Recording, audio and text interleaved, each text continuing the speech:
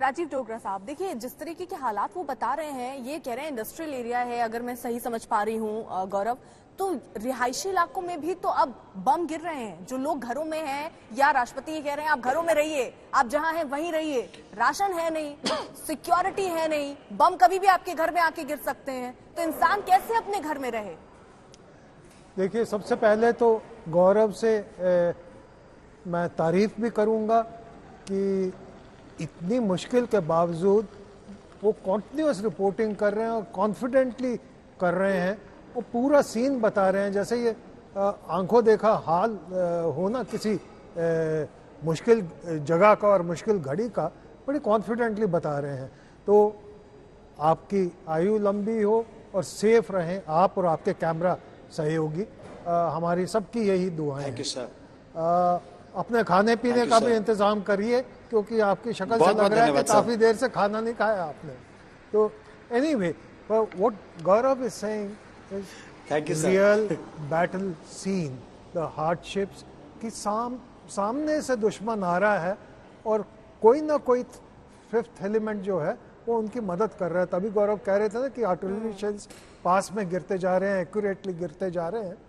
तो ऐसे समय में ये टाउन जो है इसकी मुश्किलें बढ़ सकती हैं, और स्पेशली क्योंकि सिटीजन्स जो यंग हैं वो निकल चुके हैं, तो ये हैंड टू हैंड बैटल होगी बिटवीन द टू आर्मीज।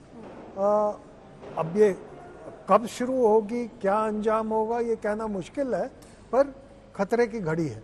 सर, सबसे बड़ी बात यह है कि इस युद्ध के हालात में जहां पर वहां की जो मुख्य जनसंख्या जो यंग लोग हैं, उनको राष्ट्रपति ने यूक्रेन के ने पहले ही आदेश दे दिया कि वो देश छोड़कर नहीं जाएंगे, और जो गए हैं उनकी भी वो वापसी का प्रयास कर रहे हैं। ऐसे हालात के अंदर आपको ये युद्ध की विभीषिका है।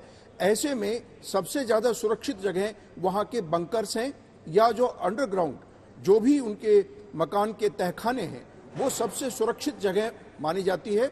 उसके अलावा स्कैटर्ड प्लेस पर जैसे विलेज हैं छोटे, उनमें भी जाकर के वो शरण ले सकते हैं। ठीक है सर, मैं रोक रही हूँ आपको। मेरे साथ हमारे सहयोगी राजेश पवार भी इस वक्त जुड़ चुके हैं। आज तक की टीम ग्राउंड पर है, हर उस जगह पर पहुंचने की कोशिश कर रही है जहां से आपको वास्तविक तस्वीर जो है वो दिखा सकें, वो बता सकें कि हालात इस वक्त तीसरे दिन जब युद्ध की स्थिति है यूक्रेन और रूस के बीच, तो क्या है। राजेश, आप जहां पर है वहां पर हालात सबसे पहले बताइए क्या है। देखिए अर्पिता, यहाँ हालात अभी देखने में बिल्कुल नॉर्मल लग रहे हैं। 3-4 घंटे पहले आर्टिलरी हुई थी यहाँ पे, मोस्ट लाइकली ग्रैड रॉकेट्स फायर किए गए थे। किस साइड से कहना मुश्किल है, यूक्रेनियन आर्मी ने किए थे या रशियन आर्मी ने किए थे। हमें सिर्फ आवाज आ रही थी, हम 8 किलोमीटर दूर हैं वहां से। यहाँ सड़कों पर मूवमेंट ना के बराबर है, और सब दुकानें, रेस्टोरेंट्स, कैफे, सुपरमार्केट्स सब कुछ बंद है। लेकिन जो फोकस है अभी, आई वुड से मैं ये बोलूंगा कि ये जो लड़ाई है अभी, ये यूक्रेन की लड़ाई नहीं है। This has been reduced to battle of Kyiv. ये अभी कीव की लड़ाई है।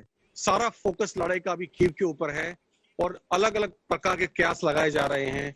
कोई उसे 48 घंटे दे रहा है, कोई 4 दिन दे रहा है। तो सब कुछ इस लड़ाई का पूरा अभी जो सेंटर पॉइंट है वो कीव में शिफ्ट हो गया है। जो बाकी 2 बड़े शहर हैं यूक्रेन के, ओडेसा और खार्किव, वहां लगभग आप मान के चलें कि रूस का नियंत्रण हो चुका है। तो सारा फोकस अभी कीव का है, और वहां से अलग अलग किस्म की रिपोर्ट्स आ रही हैं।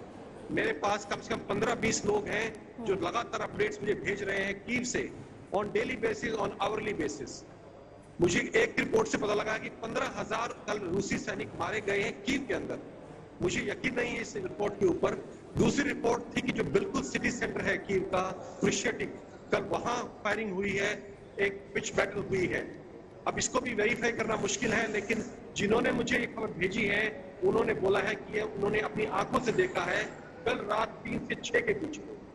इसकी ये सब बातें एक तरफ इशारा करती हैं कि लड़ाई अभी पूरी तरह से कीव पर केंद्रित हो गई है, और रूसी सैनिक कीव में पहुंच चुके हैं, और हैवी कैजुअलिटीज हुई हैं दोनों तरफ से। लेकिन ये हमें थोड़ा सा इसको वेरीफाई किए बिना इस पे विश्वास करना मुश्किल है, क्योंकि अगर आप ध्यान दें तो यूक्रेनियन मीडिया ने, यूक्रेनियन कम्युनिकेशन सेंटर ने जो खबर दी है या उन्होंने जनता को बताया है कि उन्होंने 3500 रूसी सैनिकों को मार डाला है, लेकिन वो अपने सैनिक कितने मरे ये नहीं बता रही। जहां तक मैं जानता हूं, ये बताना बहुत आसान है कि हमारे सैनिक कितने मरे हैं, इसके बनिस्बत ये बताना कि उनके सैनिक कितने मरे हैं। तो कहीं ना कहीं आप अगर इसको एक कॉमन सेंस के पॉइंट ऑफ व्यू से देखें, मिलिट्री सेंस को भी साइड में रखें, तो आपको लगेगा कहीं ना कहीं प्रोपेगेंडा जो है, मिस इन्फॉर्मेशन कैंपेन जो है, वो बहुत बड़ा रोल प्ले कर रही है इस वॉर में। मैं अभी देख रहा था एक फीमेल जो है एमपी हाथ में कलिश्नोव के लेके खड़ी है कि मैं लड़ाई लड़ूंगी।